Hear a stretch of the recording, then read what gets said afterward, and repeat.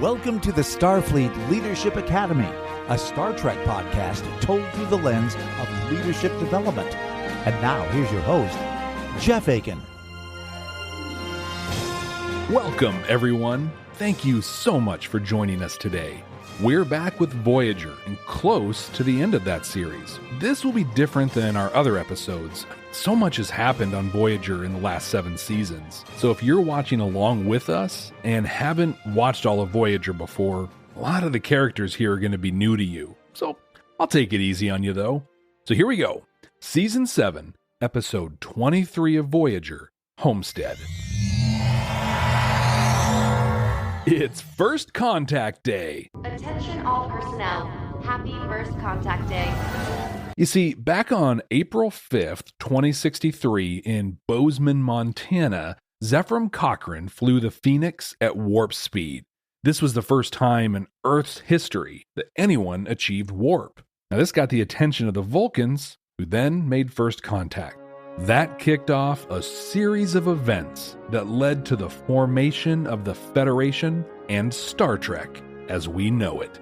Now, all of this was chronicled in the film Star Trek First Contact, which we referenced in the last Starfleet Leadership Academy episode when we were reviewing TNG's Family. That film was released in November of '96. This episode aired 4.5 years later in May 2001. So this First Contact stuff was a well-established bit of canon at this point. So here we are, April 5th, 2378.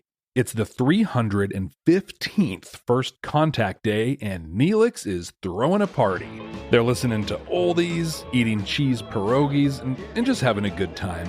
Neelix tries pressuring Tuvok into dancing, and even with Janeway's help, it doesn't happen. Vulcans do not dance. Neelix at this point pledges to get Tuvok to dance at least once before they reach Earth.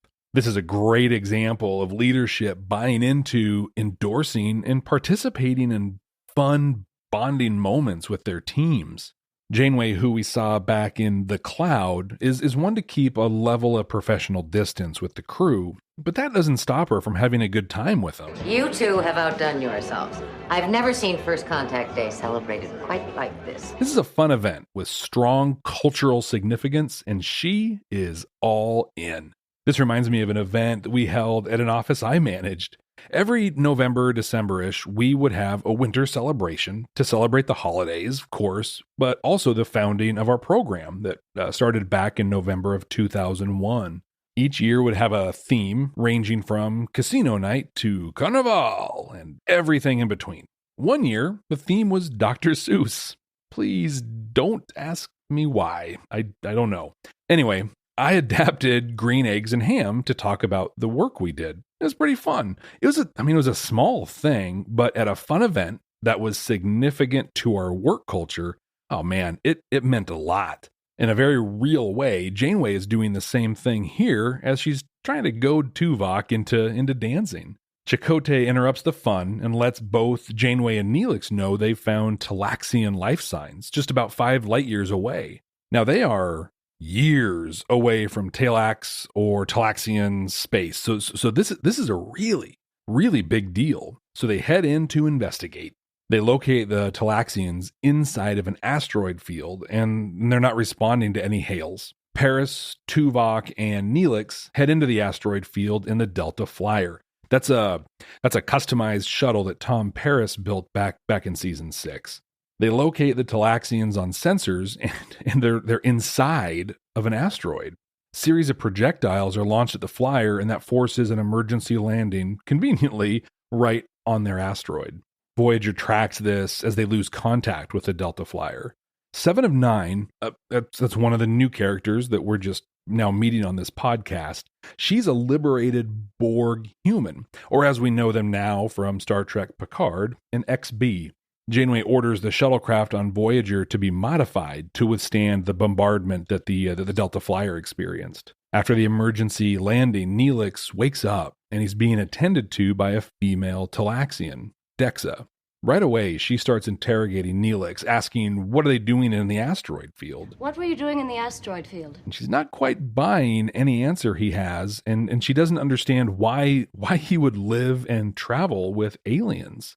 Neelix answers every question she has with the confidence of someone that's been a member of a Starfleet crew for 7 years. It's standard procedure for an away mission. Dexa's son, Brax, comes into the room. Dexa immediately shoos him away and then locks Neelix behind a force field. Once the modifications to the shuttles are complete, Janeway orders an away team to prep and head out after the Delta Flyer. But she's interrupted by a mining vessel led by someone named Nakona. He claims to own the asteroid field.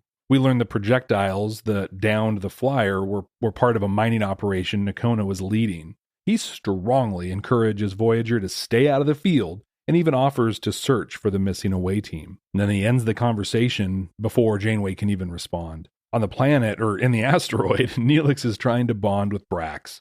He's playing on the other side of the force field. Really curious about Voyager, is asking a lot of questions. Dexa returns, and Brax runs off. He doesn't want to get caught. She introduces Neelix to the Council Regent, Oxalon. He releases Neelix and informs him that Tuvok and Paris are waiting for him at the Delta Flyer. Neelix launches into some real diplomacy here and tries to establish a relationship with Oxalon, but he's not at all interested. Now that everything's been cleared up, maybe we could talk. Get to know each other a little. This is a very insular and borderline xenophobic group. On the way to the Delta Flyer, Dexa shows Neelix around. There are over 500 people living in the asteroid. She talks about all the work they've done and the work they still need to do. Neelix is very impressed with what they've accomplished. They meet up with Paris and Tuvok, and Dexa returns to her people.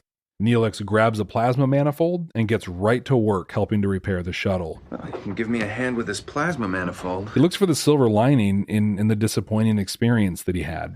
That's nice of you to say, Commander, but it wasn't a complete waste of time. I got to meet some of my people again, even if it was a short visit. As they're working on their repairs, they find a stowaway. Surprise, it's Brax. He really wants to go see Voyager. As Neelix is leading Brax back to his mother, he runs into Oxalon, who is arguing with Nakona, the mining dude. He says the Talaxians have 3 days before his crews destroy the asteroid to mine it. He insists that he doesn't want to hurt anyone, but says that he's been patient enough. This is their final warning. Dexa stands up to Nakona. They end up grabbing Brax, and Neelix just gets right into it. He attacks one of the miners with a classic Star Trek double-axe-handled chop, grabs his phaser, and sends the miners packing. They thank him, but Dexa and Oxalon then argue back and forth, kind of, fighting back versus running away. Fighting back has never done anything but cause us more trouble. And what has running away ever done for us? It's kept us alive. Maybe it's time we stayed and defended ourselves. Dexa asks if Neelix will help them. Neelix agrees that fighting isn't the answer, but offers to help advocate to Janeway for help. He invites them to Voyager to meet with her, and she agrees to conduct a negotiation. And now it's his turn to show them around. Neelix expertly walks them through the stations on the bridge. Harry Kim and Chakotay talk him up big time. Without a doubt, he's the most versatile member of our crew. He introduces Dexa and Brax to Naomi Wildman, his goddaughter. Naomi Wildman, subunit of Ensign Samantha Wildman. Naomi Wildman. Yes?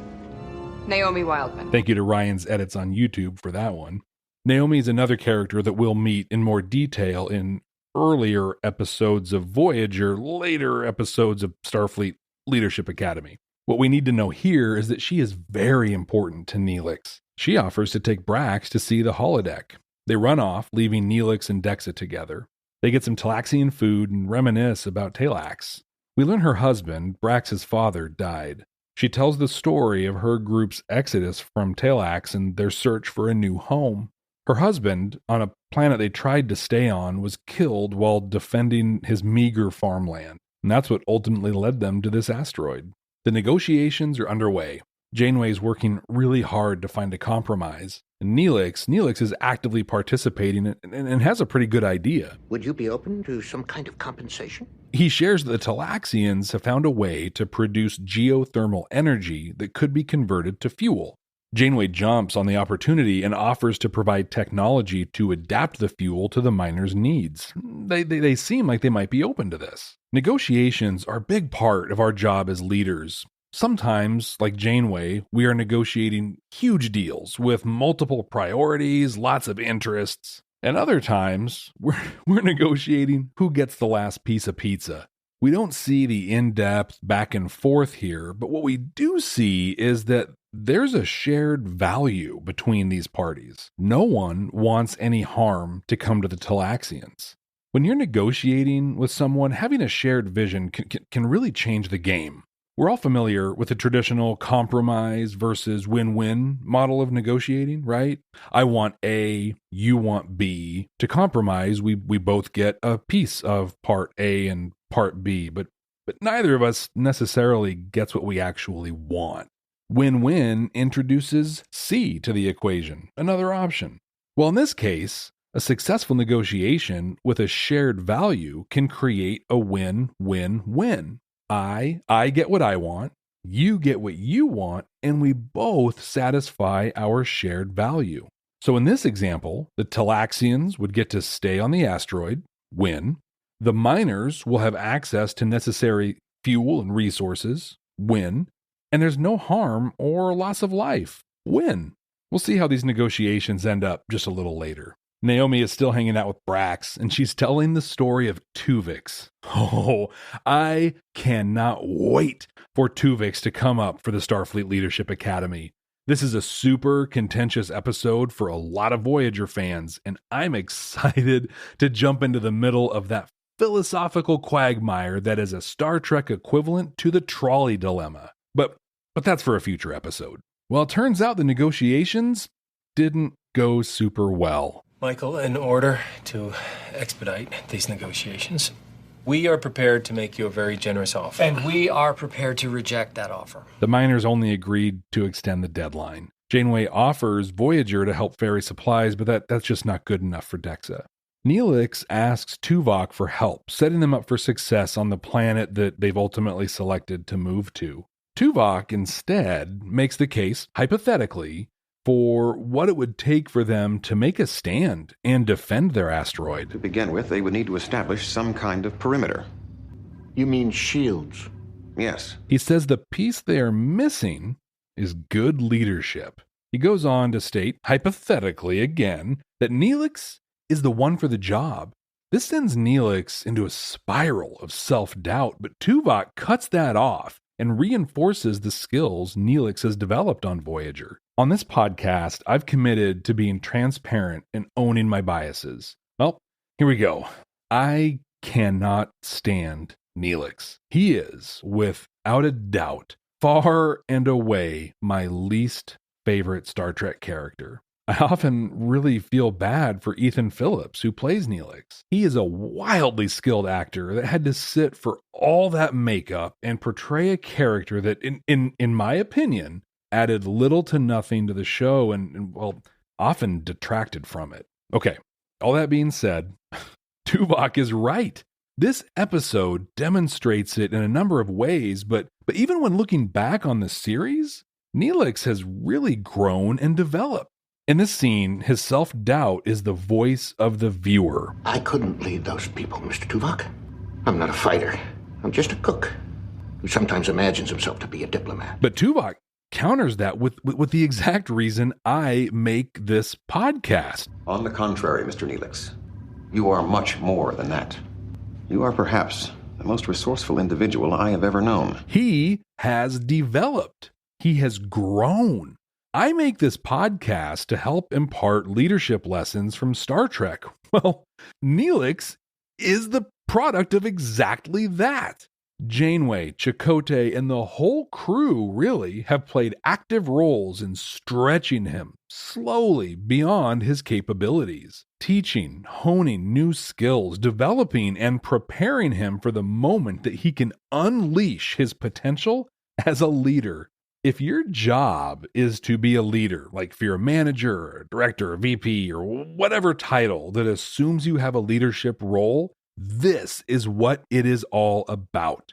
Finding the opportunities to give assignments that are just a little bit beyond someone's current abilities, along with appropriate supports, of course. Creating opportunities where your staff can fail and learn from those failures. To use a sports analogy, it is all about building your bench. There's more to this, a lot more, and we'll get into that shortly. But this moment with Tuvok was a serious aha for me. Put simply, the person from which I expect the least is actually capable of the most. Wow. This makes me question who have I unintentionally held back because they were my least favorite character on the team, if you know what I mean. A lot to think about, not just for me, but also for Neelix. With a lot on his mind, he heads to the shuttle bay. Janeway finds him in the hallway. You're as much a part of this crew as anyone else. She puts up the tiniest bit of a fight, but quickly wishes him the best, sends him on his way. He's on the asteroid, and he is showing off the skills that Tuvok reminded him and me that he has. He's speaking with confidence. He's thinking innovatively, and he's inspiring the Talaxians to stand up for themselves. I don't like it either, but at some point you have to stand up for yourselves. How do you know there won't be someone else to terrorize you the next place you go? They get right to work. Neelix is checking in with people, setting up the plan. He's encouraging them and appropriately sharing his vulnerability. You're scared, aren't you? You? Terrified. He's walking around, checking in with the teams and actively providing oversight. The miners start attacking. They're only targeting non-essential systems. But Neelix is directing a tactical response as the Talaxians prepare to deploy a shield. Neelix is really the captain of this operation, and he is running the show. He's finding his stride in the leadership role, and the operation is a success. The shield is deployed, and the miners give up. After the engagement, Neelix is trying to say goodbye to Dexa, Brax, and Oxalon. I say trying because they really want him to stay, and it is obvious that Neelix wants to. He returns to Voyager and has a talk with Naomi Wildman. He's wrestling with some real life-changing stuff right now, and he reaches out to someone he trusts. As they talk, he realizes that she's grown and doesn't really need him in the way that she used to. After that realization, he heads into the mess and runs into Janeway. She listens, just lets him talk. She knows what he's wrestling with and is hopeful, I think, that he'll talk his way to his own conclusion. He doesn't, so she plays that ace in the hole that every leader has. Hey, maybe you could help me. She explains that they are close to home and they've established two-way communication with Earth. Spoiler alert for people new to Voyager, that happens a while ago in the series. But they're going to need a permanent ambassador in the Delta Quadrant. It seems to me Starfleet could use a permanent ambassador in the Delta Quadrant. This ambassador would have to stay in frequent contact with Voyager. She basically gives Neelix permission to be okay with what he wants to do. There's an important distinction here. She's not giving permission for him to leave. That's not hers to give. She's making it okay for Neelix to feel what he is feeling and for him to make his own decision. Without that, he could use a false sense of obligation to Voyager and end up staying on board and not do what he's feeling called to do. There's visible relief on his face as she finally says this. Okay, this is what I was talking about earlier. Tuvok helped Neelix see and accept the potential and the skill he had within him. Then Neelix validated that by leading the Talaxians to a successful defense of their home. And now this. Janeway lets him leave, lets him use those skills and his unlocked potential elsewhere. Many people would want to keep him to themselves so they can personally benefit. But it's not about them. It's about Neelix. It's not about you, right? It's about your employee. Yes, you invested in them. You developed them. But do you want them to feel obligated to you? Or do you want them to be able to do what they want to do? I'll give a real life example from my experience. I used to work with this amazing person, Aaron. He was brilliant, eager to do good work and hungry to do the most he could do. I worked closely with him, gave him opportunities to stretch beyond his capabilities. He eventually developed and demonstrated the skills necessary to promote and move to the next level. I had plenty of opportunities for him. He could have absolutely stepped up within my organization, and I could have directly benefited from his development. but his passion was for other work. With my support, he promoted into a critical role in HR, and God bless him for that. And God bless all of you HR professionals out there. Yikes. I'll be honest, it kind of sucked. Like I felt like I lost out. But here's where it gets cool. It didn't take long for our work to start intersecting. We found ourselves in meetings together. He was supporting much of our work from the HR side. Our relationship and the investment I and my team made in him paid off time and time again as he was able to help us through some really difficult problems and was always there to either advocate for us or let me know privately that I was way off base and needed to cool my jets. It was 100% worth it to help him out and to support him leaving and doing what he actually wanted to do. Unfortunately, Aaron passed away unexpectedly a few years ago. I miss him terribly, but I am so thankful for the time that I did get with him and for the lessons that he taught me. In this case, Janeway is actively supporting and encouraging Neelix to do what he wants to do, to follow his passion. While he won't be on Voyager flexing his newly realized leadership muscles, she, and really the entire Federation, will benefit from his role in the Delta Quadrant. In an emotional scene, Neelix leaves the turbolift and is headed to his ship the last time. Crew are lining the corridor to send him away. Janeway wishes him well, and Tuvok does a little dance for him. A beautiful and fitting goodbye, especially for a relationship that was established in the very first episode of the series. Goodbye. And good luck, Ambassador. Mr. Neelix, live long and prosper. The episode ends with him embracing Dexa and Brax, his new family. I came into this episode being happy that it's one of the last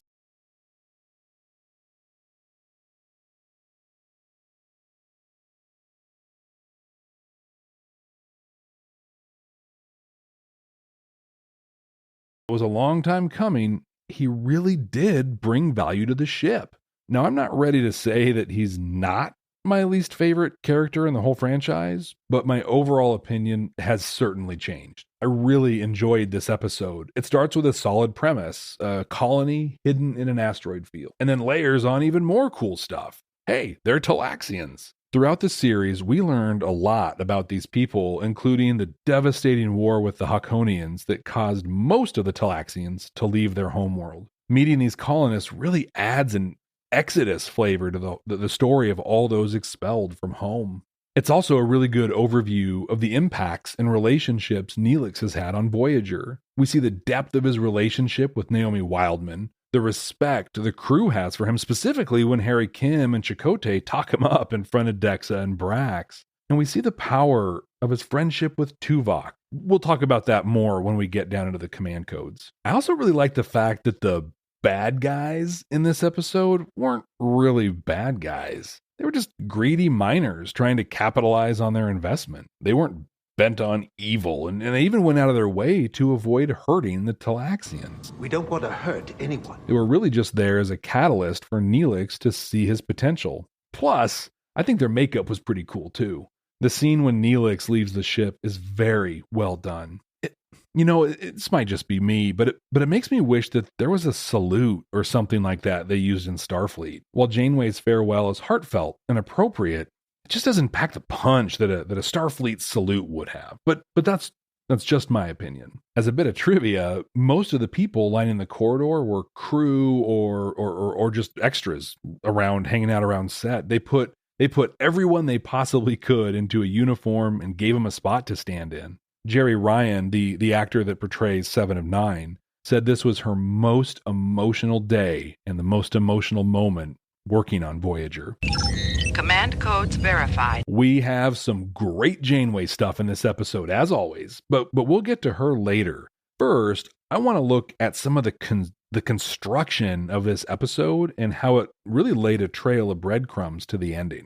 The episode starts with an event, a party that Neelix coordinated and worked. Later, when he first wakes up, he cites standard procedure for an away team. When he meets the council regent, he goes into diplomat mode and attempts to form a relationship to build an alliance. In the Delta Flyer, he gets right to work repairing the ship. He doesn't need anyone telling him what to do or how to do it. He just knows. This all continues when the Talaxians are threatened. He steps right in and uses Starfleet combat tactics to stand up to the miners. All of this takes us to about the halfway point of the episode, and this was all meant to demonstrate his competency. If you happen to be watching this episode with the biases that I was, this was really important as we head into the next part of the episode. When Tubac steps in and suggests that Neelix has what it takes to lead these colonists in the defense of their home, all of that makes that statement believable. I don't believe that I am the person most qualified to assume that role. You mean me? I am merely speaking hypothetically. We just spent 20 minutes watching him do the things that Tuvok says he can do. So this brings us to the Tubac lesson for the episode. He knows the abilities of the people on his team.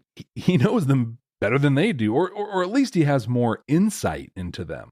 Neelix really represents a lot of people here. People that are, maybe, I don't know, academically aware of their capabilities, but they don't necessarily believe in them.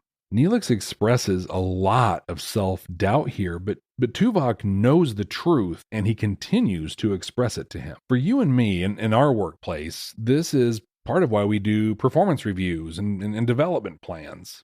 Now, if you're like I was a few years ago, you're thinking, performance review, are you serious? Those are a waste of time. Well, quite frankly, in a lot of environments, yeah, you're right.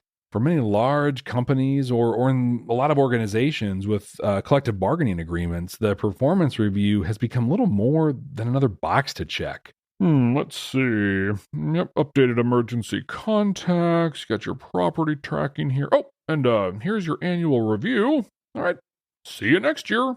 Man, this is one of the biggest crimes we've ever perpetrated in modern work culture. Such a wasted opportunity. But let's be real, for a lot of us, it's literally just another thing we have to do, and there's very little incentive to put any real effort into it. I remember one company I worked for. Welcome to Getting all of my reviews complete on time was part of my performance review. So I had to check boxes so my boss could check a box, and I'm sure his boss had a similar box to check. Our annual raises were tied to our scores, but if we scored someone low enough that they didn't get a raise or high enough that they would get more than the standard raise, HR would just push back. They'd make me jump through countless other hoops, basically making it impossible to do anything other than just give the standard raise. I tell you what, those were some absolutely worthless reviews that I delivered when I worked there. And yeah, the performance reviews I received were just as worthless. Yeah, thanks, boss. Here, just let me file this over here in this blue barrel. So if we can agree that in most organizations these have become kind of a waste of time, what should they look like? Where is the value in actually doing a performance review? Well, if I could be so bold, we saw the value right here when Tubac lit the fire under Neelix that was the catalyst for his actions in this episode. So cool, we can agree there's some value, but what do they look like? Well, first, many of us are committed to using a format developed by our employer, but that's okay. I mean, really, that just helps guide the conversation. And that's what it should look like. A conversation. Whatever the period is between reviews, annual seems to be the standard, you should be observing their job performance, their demonstration of soft skills that are important to your work and work culture, etc., etc. And then you should talk to your employee about it. Don't just write it up, send it off, and wait for their signature. Tell them what you saw, areas they can improve and develop in, and then help them actually do those things. But much like Tuvok did here, tell them where they excelled. Tell them what you have observed in them that maybe they aren't aware of. This is where you can open their eyes and possibly doors to opportunities or challenges they may have never even considered or seen in themselves. I have a person I work with right now. They do quality assurance work and they're really good at it. But some time ago, I observed how much they tend to dive into the guts of a process. They naturally look for opportunities to streamline operations. I shared this in a check-in on their development plan. That's a plan that grew out of their performance reviews and discussions about their aspirations, both professional and personal.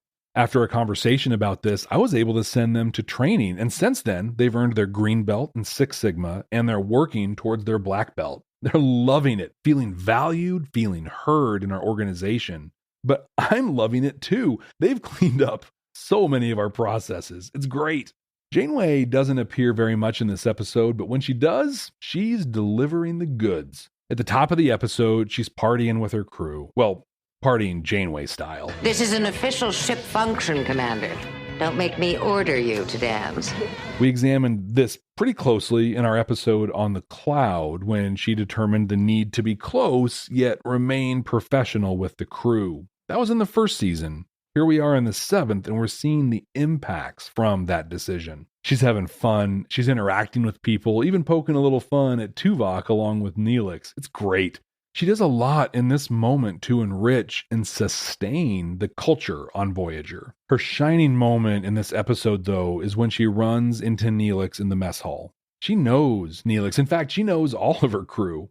Given what has happened since they met the Talaxians and Neelix's behavior, she knows what's up. Now here's some of the magic of Janeway. Before she even opens her mouth, she's made her decision. She immediately knows that she's going to encourage him to leave the ship, to leave the crew, in a style reminiscent of the Socratic method. Socrates. She works backwards from that decision. She asks questions and she lays the groundwork for the moment. She starts by asking questions and being quiet, giving Neelix space to talk. I think here she's hoping that he'll talk himself into the decision himself, but he doesn't, so she shifts gears like an expert. She's going to meet him halfway. Knowing he's always eager to help, that's exactly what she asks. Maybe you could help me. This is an incredible approach to use in your day-to-day. People generally, they tend to want to help. They also tend to not want to do what they're told to do. There's a big difference between, hey, I need you to go work on that thing over there now, please, and, hey, will you help me out with something? We have to take care of this thing really quickly, and I need someone to go work on that thing over there. Do you think you could do that? In both cases, the person will likely do the thing, but in the second case, they'll want to do it. They'll feel like they're helping and contributing, and they're likely going to do a better job.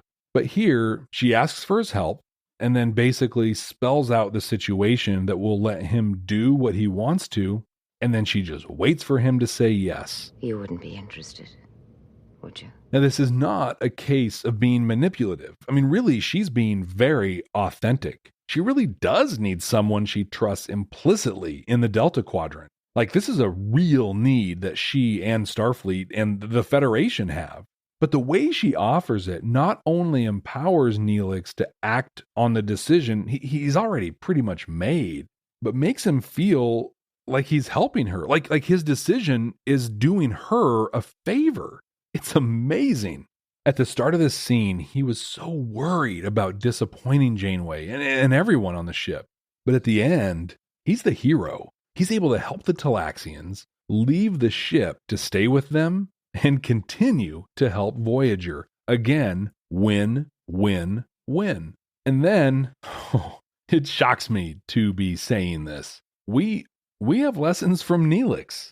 He shows off his leadership skills while helping the colonists set up their defenses. He maintains his calm. He checks in with the various groups working on different tasks, management by walking around. He is endlessly encouraging. He makes it clear that he believes in these people. He took a group that had been conditioned to run at the first sign of trouble and led them to an effective defense of their home. Now, my opinion here is that his effectiveness comes from two general places. First, the years of training and experience he has received, along with the recently reinforced confidence from Tuvok and his colleagues on Voyager. Secondly, and this is a lesson we can all apply right away, he knows what success looks like, and he truly believes they will be successful.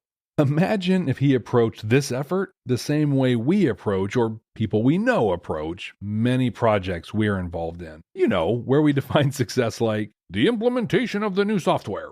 What does that even mean? Like, what does that look like? And I don't mean like, what's your guiding vision? I mean, literally, what does it look like? If someone was standing there watching success happen, how would they describe it? What would they say? Well, Neelix can describe it. A shield emitter that is deployed and creating a shield. The miners seeing the shield and giving up their effort. And finally, the Talaxians settling into safety in their home they now have fought for. If you're involved in a project, or if you are working to develop people, imagine what success looks like. What do you see? Do you believe it? Do you believe it's possible to achieve that success? Take a page from Neelix here. Having that picture and believing in it makes all the difference. Wow. I cannot believe that I just encouraged people to follow Neelix's example. I tell you, if you had any idea how deep my bias runs towards him, you'd understand what a powerful lesson he helps teach here. So what are your thoughts on this episode? How do you develop the people on your team? Do you have any great stories to share? I'd love to hear them. I'm on all the social media at Jeff T. Akin, Jeff T as in Talaxian, Akin. And hey, can you help me out for a minute? If you've enjoyed the Starfleet Leadership Academy, or if you've learned anything from it, can you share it with a friend or someone else that you think could benefit from it? It'd mean a lot to me. All right, what are we going to watch next time? Working.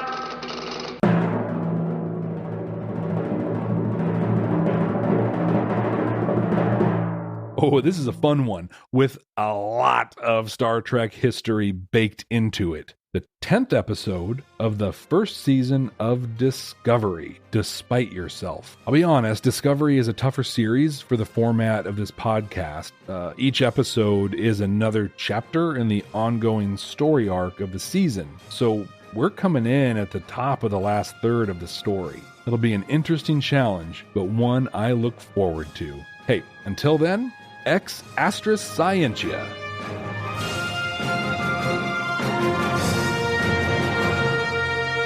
Hey everybody, quick update. So I began doing prep for our next episode, Despite Yourself, and realized that Discovery is such a unique series that to jump out of order would really be confusing for everyone. So instead, whenever the random episode generator comes up with a Discovery episode, what I'm going to do is just progress to the next one sequentially. So on our next episode, we will be reviewing Season 1, Episode 3, Context is for Kings.